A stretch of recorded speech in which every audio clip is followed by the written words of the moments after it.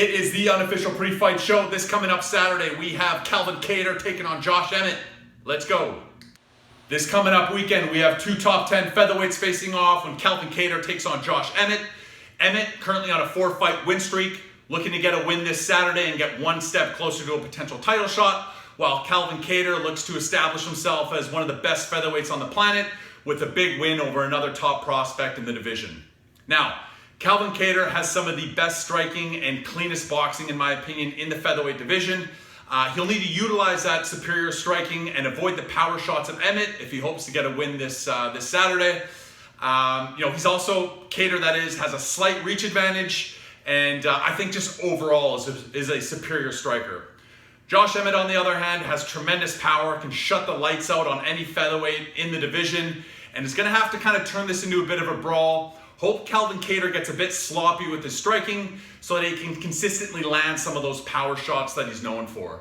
Now, that's going to be a lot easier said than done, seeing how Kattar has never been knocked out within his professional career. But that's going to be part of the game plan of Emmett, I think, heading into the bout on Saturday. In addition to that, Josh Emmett's path to victory is going to have to be to utilize his underrated grappling and wrestling. He's going to have to consistently threat with that takedown, effectively mix up his grappling and wrestling, try and tie up Kattar in the clinch, and score takedowns in order to kind of break the rhythm of Kattar's striking. Kattar, on the other hand, as mentioned, I feel is the superior striker. He's going to have to continue to do what got him to the top 5 in the featherweight division within the UFC, and that's just outstrike, outbox, and outclass his opponents on the feet. Looking at this fight, I am going to go with Kattar.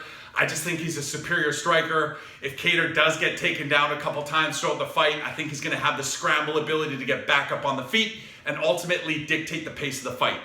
Kattar is the pick for the main event. In the co-main event this weekend, we have two absolute MMA legends facing off when Cowboy Cerrone takes on Joe Lauzon. Combined, these guys have 95 professional MMA fights and are definitely both past their prime, and I'm kind of hoping the loser of this fight hangs up the gloves and retires after Saturday night. Cowboy Cerrone has lost 5 out of his last 6 fights and just doesn't look like the same fighter both mentally and physically as he once was. Joe Lauzon, also a fighter in the twilight of his career, although he is actually coming off of a win in his last fight, which took place in 2019. Looking at this bout, I am going to go with the underdog, Joe Lauzon. I'm actually a little bit surprised that he's an underdog in this fight. And, I'm picking him more than anything else just because it's tough for me to side with Cowboy Cerrone against most lightweights on the UFC roster today. As mentioned, the guy just seems mentally checked out, physically not the same fighter he once was. And, nothing but respect to both guys, but Joe Lauzon is the pick for this weekend. Up next, we have a couple of welterweights facing off when Tim the Dirty Bird Means takes on Kevin Holland. I'm very interested to see how Kevin Holland does in his second fight at welterweight against such an experienced, durable, tough guy like Tim Means. Oddmakers have Kevin Holland as a pretty sizable favorite. Tim the Dirty Bird Means comes in as a plus 195. And I gotta be honest, I think Tim Means is being overlooked a little bit. The guy, as mentioned, is very well-rounded, has been fighting in the UFC since 2014, very durable, very tough, and you don't fight in the UFC for that long unless you're a world-class fighter or your name is Sam Alvey.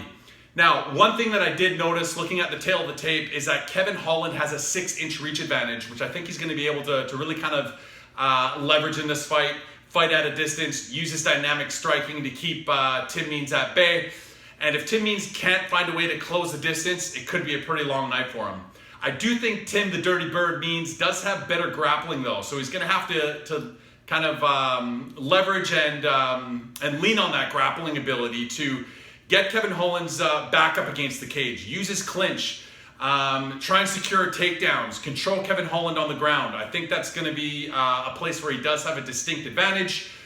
I am going to go with Kevin Holland, though. I do like the fact that he's got that lengthy reach, and I think he's going to really be able to utilize that to his advantage. And I also think that 170 is a great weight class for him. Was very impressed how he looked on his welterweight debut, and think he could go on a bit of a run here at welterweight. So Kevin Holland is the pick, but the Dirty Bird is a live dog. I wouldn't be shocked if he comes away with the win this week. Next up, we have a middleweight bout between Joaquin Buckley and Albert Darya. There's a lot of hype behind Darya after his impressive win on Dana White's Contender Series last year. I was also very impressed with his gritty performance and win when he made his UFC debut back in October. The guy's an excellent grappler, hasn't lost since 2014, and has 9 out of his 15 professional wins coming by a submission. Joaquin Buckley, on the other hand, is an explosive, dynamic striker who actually enters this fight as a pretty sizable underdog, coming in at a plus 170. This is that classic grappler versus striker kind of matchup. It's going to be no surprise as to what each fighter's strategy is entering the bout on Saturday. And I am going to pick Albert Darya for the win. I just think his superior grappling wrestling will allow him to take Buckley down consistently and control him on the ground. But that being said, be warned, Joaquin Buckley is the kind of fighter that can end any middleweight's night at any time in a fight. And if there's an underdog that can potentially win with a violent knockout, it's a guy like Joaquin Buckley. So this is by no means a lock. Although I'm picking Darya, I think the odds should maybe be a little bit closer on this. Next up, we have a lightweight bout between two of the top prospects in the division, in my opinion, when Dasmir Ismagulov takes on Guram Kutalede.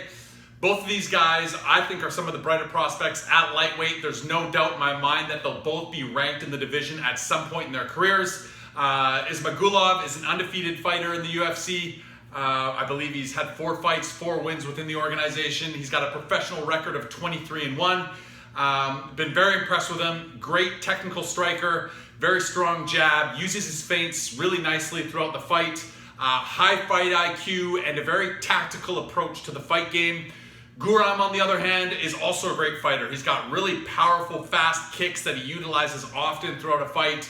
Well-rounded as well, and had a really impressive win in his UFC debut back in 2020. Again, both these guys, I think, will have long careers in the UFC, and I don't see any lightweights calling either of these guys out, win or lose, come Saturday.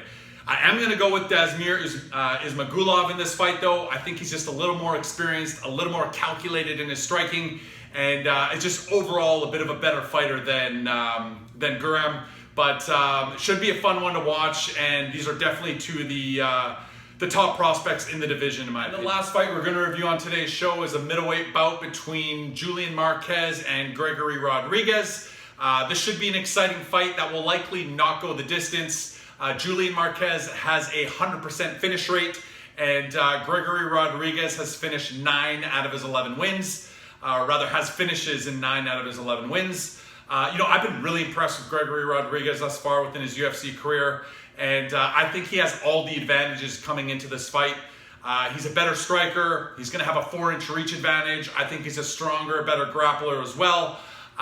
Julian Marquez does have that puncher's chance. He possesses a ton of power, and if he catches Gregory Rodriguez, he could definitely knock him out. I just don't see it happening. So Gregory Rodriguez is the pick, and this should be an exciting one.